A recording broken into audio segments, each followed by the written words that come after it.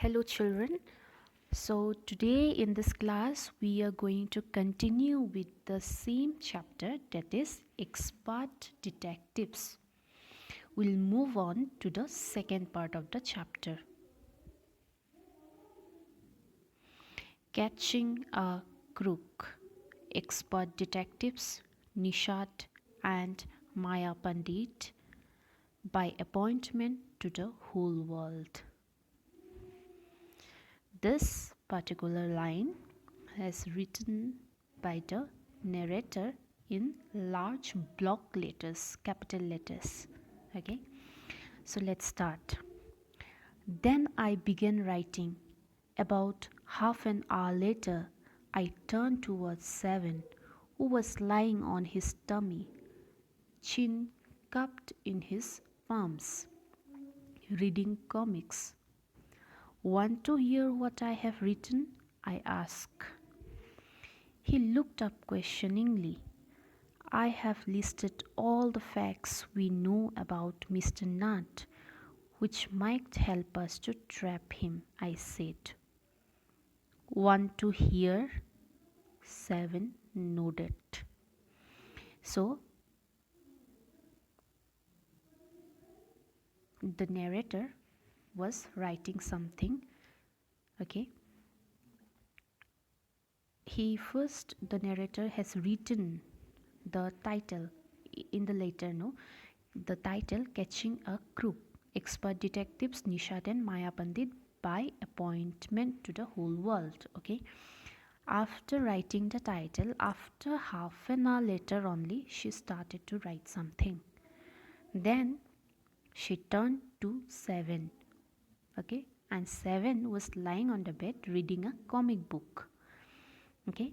And she asked Nishat that, want to hear what I have written? Then Nishat already told her that you have written all the facts that we have learned about Mr. Nutt. Then the narrator, with a sharp voice, she said, want to hear? Then Seven nodded. Next. Fact number 1. I read. His name is Mr. Nutt. We must discover his first name. Do you think that's his real name, Maya? Nishat asked. Probably not, I said. Most crooks have an alias. I added a big question mark after Nutt. So the first fact written by the narrator is his name is Mr. Nutt. So they are very curious to find out the first name of that person.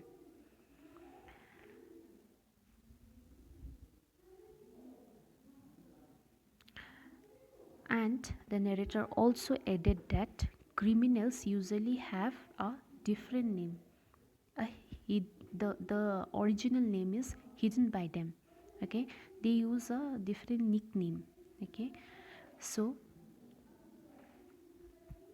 the narrator is doubting for the name also. So they told that first we have to find out the original name, the first name of the person.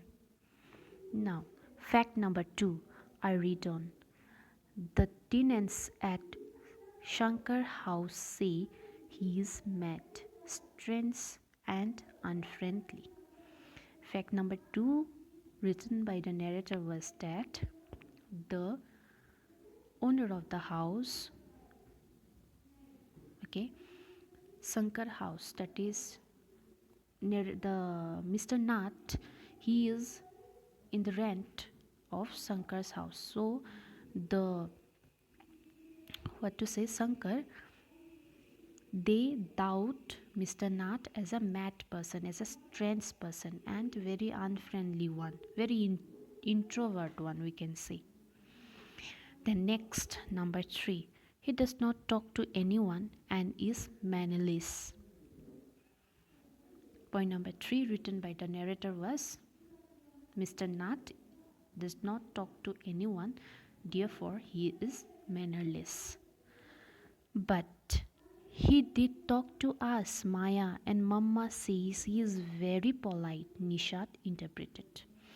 Then Nishat, 7, he interpreted.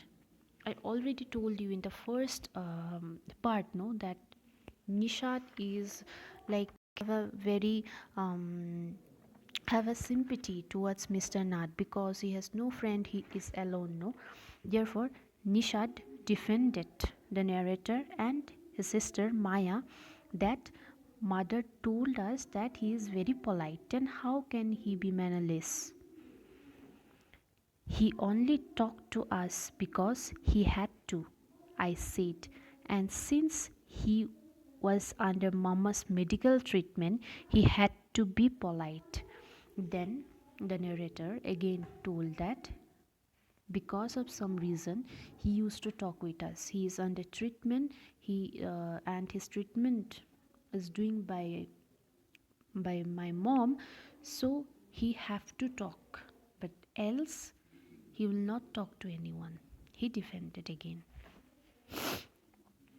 Fact number 4. He does not receive any letters. 7 noted. He also agrees with this point that Nat does not receive any letters from anyone. Point number 5. He has been living in room 10 of Sankar house for more than a year, I continued. Number 6. He does not work and sits in his room all day. He does not work. They were discussing point number 6 was that Mr. Nut does not work. Okay, he does not do any job, but he sits in his room all day. So, what is he doing? Number 7. The kids in Sankar house and even some of the grown-ups are scared of him. So everyone in the colony, the kids, then even the grown-ups, the people who are grown up, they are also scared of Mr. Nut. What might be the reason? They are curious now. Number 8. He has no visitors except for a spectacled fair fat man who visits him on Sundays for lunch. So there is only one visitor, the same visitor who comes on the same day, that is on Sunday. Okay, other than other than this particular man who is spectacled, who is specs fat, fair and fat, no one visit Mr. Nut. Point number 9. Food and tea are taken to his room by Ramesh from the restaurant downwards.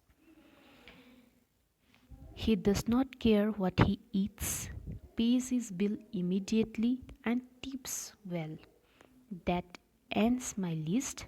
Have I forgotten anything, 7? So the last point was that food and tea was taken from the restaurant to his room by Ramesh only, and he does not care about money, and he does not care about the food also. He immediately gives the bill, also gives tips to Ramesh, and that's it. Next, the narrator asks 7 that have I forgotten anything, should I add anything? Then Nishat had obviously not been paying too much attention to my list of facts. All he could say was, poor man Maya, he must be so lonely if he does not have any friends. So Nishat was a very sympathetic person, okay?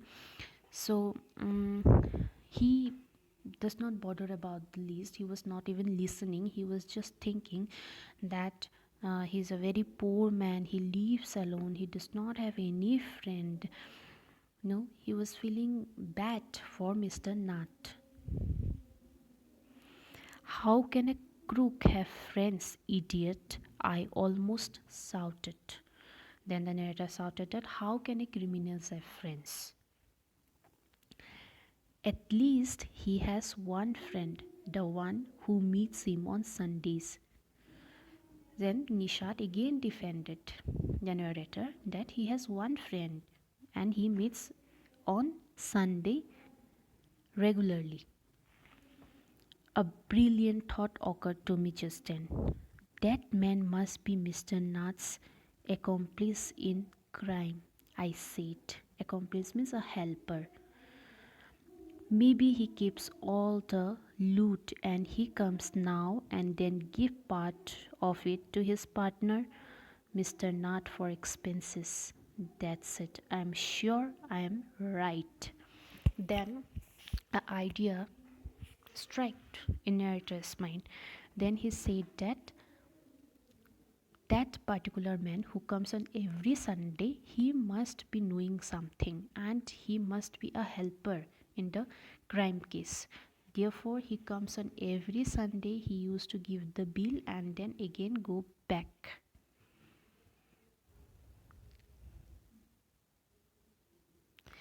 If you insist on calling him a criminal, I do not think I want to discuss anything with you, Maya, said Nishat angrily. He can't be such a bad man if he gives Ramesh such generous tips.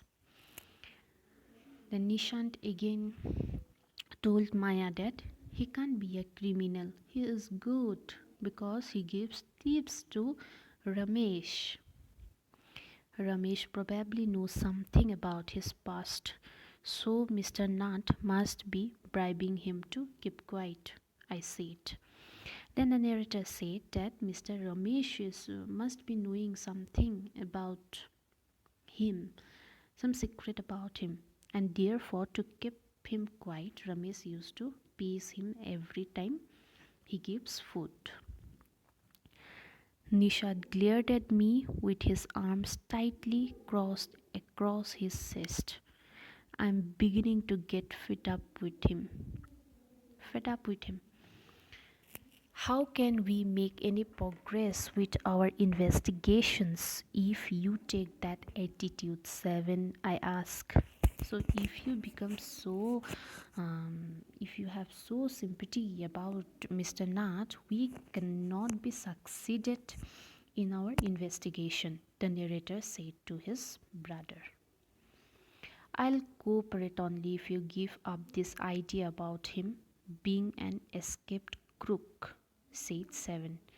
You really make me angry. So now Seven is very angry, he is upset, and he told both of them, the narrator and the Maya, his sister, that if you give up this idea about being escaped criminal, about not, then only I'll support you. I'll cooperate with you. I almost hit him. I make you angry, you stupid oaf, I shouted.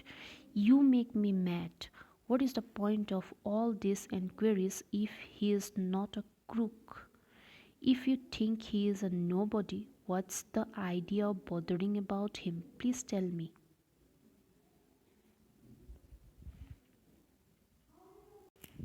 Then the narrator also became very angry and then he hit Nishat. And the narrator told him that if he is not a criminal, what's the use that we are doing this investigation, right? Then Nishat looked thoughtfully. I'd like to find out why he is so thin and why he is so lonely. I want to know why he does not have any friends and lives alone. So I already told you the Nishat is a very soft-hearted person. So he is against the idea that Mr. Nath is a criminal. Nishat wants to inquiry not why he is a criminal or he is a criminal or not. He only wants to know why Mr. Nath is so thin, why he is all alone, why he does not have any friend. Next, try to understand Seven. I told him if he is lived, uh, in Shankar house for a year and has not met a single friend, there's something wrong. He is obviously scared that someone will recognize him and give him up to the cops. Cops means police. Huh? So here the narrator told the little one, 7, that he is a criminal. Believe me, he is a criminal because he lived in Shankar's house in that colony and for 1 year, and no one like no one is a friend of him till now. He is almost 1 year living in that house. So it's not possible. Means there is something wrong with him, or he is scared to come out of the house, because if he comes out, if someone recognize him, then he will be given to the cops, to the police. That's why maybe no one maybe no one's tried to make friends with him. Nishat protested. Nishat again defended, again protested that maybe the other people have not tried to be friend with that person, not the other way round. Why should anyone bother? You have seen what a nasty bear he is, I said. I do not care, said Nishat stubbornly. I like him and I am going to try and be his friend. Then Nishat defended the narrator, and he is about to go, and he told that he will be friend of Mr. Nut. He will try to be friend of Mr. Nut. Friends with crook, huh? You were crazy, 7, I said. The cops will take you to jail with him. Do you want that to happen, you idiot? Nishat merely glared at me and quietly walked out of the room. My theories seemed to have made no impression on him at all. Next, what happened is Nishat defended his brother. Okay, after that, the narrator scolded him that you can't be friend with the criminal. Are you crazy, 7? If the cops means the police comes to know, they will take you also to the jail with Mr. Nat. But then also, Nishat did not care. He quietly walked away out of his room, and then the narrator says that my theories, my investigation seemed no impression to him. Means it does not affect him. He is correct in his viewpoint only. Okay, so that's the story. The the story was written by Sarada Dwivedi and from the book The Broken Flute. Okay, so now there are some new words from the second part. By appointment to means officially chosen. Alias means an alternate name, a different name. Accomplice means a helper. I already told you. Okay, so that's all. We have come to the end of the chapter. In the next class, we'll start a fresh new chapter. Thank you.